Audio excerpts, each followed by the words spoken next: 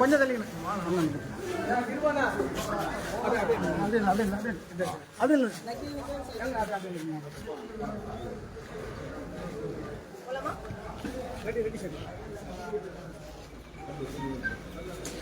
நாடாளுமன்ற தேர்தல் முடிவுகள் வெளியாகக்கூடிய நிலையில் விடுதலை சிறுத்தை கட்சிகள் இடம்பெற்றிருக்கக்கூடிய அதன் கூட்டணி கட்சியான திமுக தமிழகத்தில் 40 இடங்களையும் கைப்பற்றியிருக்கிறது. அது மட்டுமில்லாமல் விடுதலை சிறுத்தை கட்சி மாநில கட்சி என்ற அந்தஸ்தும் பெற இருக்கக்கூடியது இந்த தேர்தல் முடிவுகள் மூலம். இது தொடர்பாக அக்கட்சியின் தலைவர் திருமாவளவன் நம்மிடையே இருக்கிறார். அவரிடம் பேசலாம்.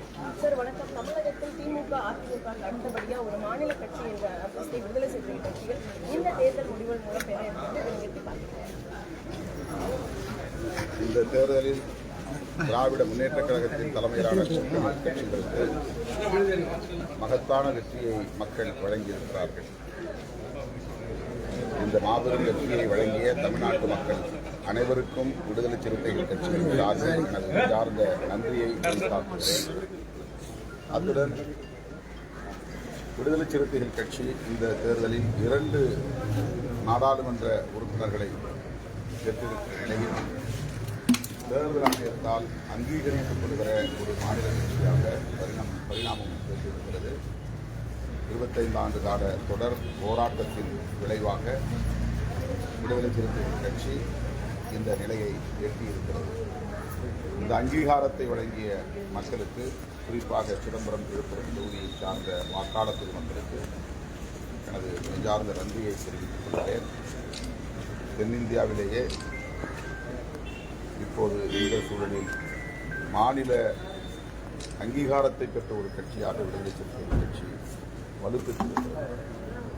திமுக, அதிமுக ஆகிய இருபெரும் கட்சிகளுக்கு அடுத்து இன்றைக்கு ஒரு மாநில அங்கீகாரம் பெற்ற கட்சியாக விடுதலை சிறுத்தைகள் வளர்ச்சி அடைந்திருப்பதற்கு தமிழ்நாட்டு மக்கள் அளித்துள்ள பேராதரவு, இயக்கத்தின் மீது கொண்டுள்ள நன்மதிப்புதான் காரணம்.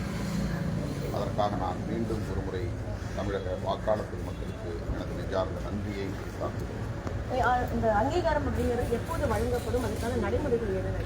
தேர்தல் ஆணையத்தை அணுகி அங்கீகாரம் கோருவோம். அதற்கான விதிமுறைகள், வரையறைகள் என்னவோ அதன் அடிப்படையில் அந்த கோரிக்கையை முன்வைப்போம். அவற்றை ஆராய்ந்து தேர்தல் ஆணையம் அங்கீகாரத்தை அதிகாரப்பூர்வமாக வழங்கும். இதற்கு முன்பாக, அதாவது 2019 நாடாளுமன்ற தேர்தலில் நீங்கள் போட்டியிடும் போது பானை சின்னத்தில் போட்டியிட்டீங்க. இந்த முறை நீங்களாகட்டும் ரவிக்குமார் அவர்களாகட்டும் இருவருமே பானை சின்னத்தில் தான் போட்டியிட்டீங்க. ஸோ விடுதலை சிறுத்தை கட்சிக்கு அங்கீகாரம் வழங்கும் போது இந்த பானை சின்னத்தையும் போட்டியிடுவீர்களா இல்லை வேறு ஏதாவது சின்னம் ஆலோசனை? பானை சின்னத்தையே எங்களுக்கான நிரந்தர சின்னமாக வழங்க வேண்டும் என்று கோரிக்கை வைப்போம். ஏனென்றால் இந்த சின்னத்தில் தான் நாங்கள் வெற்றி பெற்றிருக்கிறோம். மக்களிடத்தில் இது வெகுவாக போய் சேர்ந்திருக்கிறது. 15 நாள் இடைவெளியில் இந்த சின்னத்தை அடையாளம் கண்டு 5 லட்சம் பேர் வாக்களித்திருக்கிறார்கள் என்றால் இந்த சின்னம் எந்த அளவுக்கு மக்களை சென்று சேர்ந்திருக்கிறது என்பதை நம்மால் உணர முடிகிறது. எனவே அங்கீகாரத்தை வழங்குகிற போது எங்களுக்கான சின்னமாக இந்த சின்னத்தை ஒதுக்கீடு செய்ய வேண்டும் என்றும் கோரிக்கை வைப்போம். இன்று டெல்லியில் நடைபெறக்கூடிய அந்த இந்தியா கூட்டணி கட்சிகளுடன் ஆலோசனை கூட்டத்தில் பங்கேற்க இருக்கிறீங்க. இதில் என்ன மாதிரி விஷயங்கள்லாம் ஆலோசிக்கப்பட இருக்கிறது? நீங்கள் என்ன மாதிரி விஷயங்கள்லாம் முன்வைக்க இருக்கிறீங்க? அங்கு போன பிறகுதான் தெரியும். அழைப்பு விடுத்திருக்கிறார்கள். நேற்று நான் தொகுதியிலே தேர்தல் வெற்றிக்கான சான்றிதழை பெற்று வெளியே வருகிற போது மல்லிகார்ஜுன் கார்கே அவர்களின் அலுவலகத்திலிருந்து அழைப்பு வந்தது. நாளை மாலை 6 மணி அளவில் கார்கேஜி அவர்களின் இல்லத்திலே நடைபெறும் கூட்டத்தில் பங்கேற்க வேண்டும் என்று சொன்னார்கள். அதன் அடிப்படையில் இப்போது நான் செயலுக்கு புறப்படுகிறேன். மக்கள் மாபெரும் அங்கீகாரத்தை அகில இந்திய அளவில் இந்தியா கூட்டணிக்கு வழங்கியிருக்கிறார்கள். இந்தியா முழுவதும் மோடி அலை வீசுகிறது என்கிற மாயத் தோற்றம் உருவாக்கப்பட்டது. அப்படி அந்த அலையில் இல்லை என்பதைத்தான் இந்த தேர்தல் முடிவுகள் உறுதிப்படுத்தியிருக்கின்றன. குறிப்பாக அவர்கள் பெரிதும் நம்பியிருந்த உத்தரப்பிரதேசத்தில் மிகப்பெரிய பின்னடைவு, சரிவு அவர்களுக்கு ஏற்பட்டிருக்கிறது. அயோத்தியில் ராமர் கோயிலை கட்டி பிரம்மாண்டமான முறையிலே விழாவை எல்லாம் நடத்தினார். அவர்கள் மதவாத அடிப்படையில், அரசியல் ஆதாயத்தின் அடிப்படையில் தான் இந்த நடவடிக்கைகளை எல்லாம் மேற்கொண்டிருக்கிறார்கள் என்பதை இந்து பெரும்பான்மை சமூகத்தை சார்ந்த பொதுமக்கள் உணர்ந்திருக்கிறார்கள். ஆகவேதான் பாலராமர் என்கிற இந்த அரசியல், பாஜக முன்னெடுத்த அரசியல் எடுபடவில்லை. உத்தரப்பிரதேசத்திலேயே இந்தியா கூட்டணிக்கு பாதிக்கு மேல் வெற்றி வாய்ப்பை தந்திருக்கிறார்கள். இவற்றையெல்லாம் கருத்தில் கொண்டு இன்றைக்கு மூத்த தலைவர்கள், முன்னணி தலைவர்கள் எடுக்கிற அனைத்து முயற்சிகளுக்கும் விடுதலை சிறுத்தைகள் கட்சி முழுமையான ஒத்துழைப்பை பாஜக தற்போது அந்த கூட்டணி கட்சிகளோட சேர்ந்து ஆட்சி அமைக்கிறதுக்கான ஒரு வாய்ப்பு இருக்கிறது. இந்தியா கூட்டணிக்கு அப்படி ஒரு வாய்ப்பு இருக்கிறதா? அது போன பிறகுதான் தெரியும். இந்திய அளவிலே என்ன சூழல் இருக்கிறது பொறுத்து முன்னணிகள் நாம் குறுக்கு ஆட்சி அமைக்க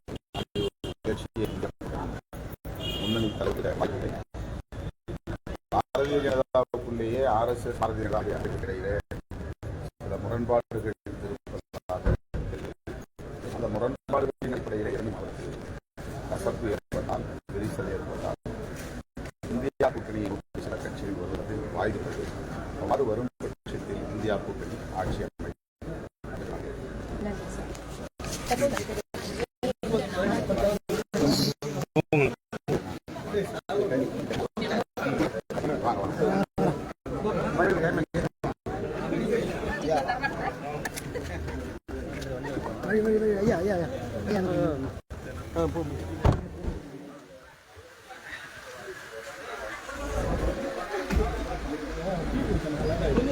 போன